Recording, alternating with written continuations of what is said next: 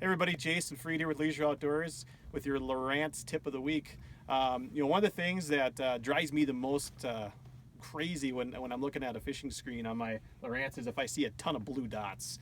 And I mark fish and I mark spots and everything, but the one thing I've started doing in the last 2-3 years is using the different colored waypoints and different icons waypoints. So if I was going to go and make a waypoint, and let's say I found a cabbage bed, and I'm going to mark that right here.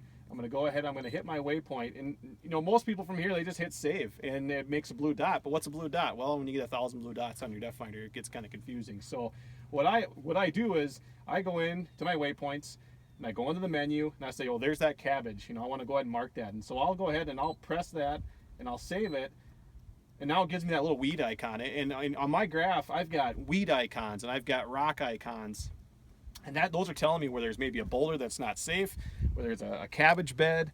One of the things I started doing last year was actually using different color waypoints. So in May, I made all my waypoints blue, and then in June, I started making them yellow. Then in red, in July, I made them red, and so on. And so what that was started to allow me to do is kind of start seeing some seasonal patterns on certain parts of the lake as the fish were moving out into different areas from where they maybe were in June versus in August. And so, allow this to really tell you the story of the lake. And instead of having a bunch of blue dots, use the different icons. If you come across a hazardous rock, put a stop sign on there. Or one of the great tips I do is if you're on Leech Lake, it's 110,000 acres, and a storm comes up, I mark every resort on the lake with a waypoint, and I name it, which is another great feature. You can go ahead and you can name those waypoints.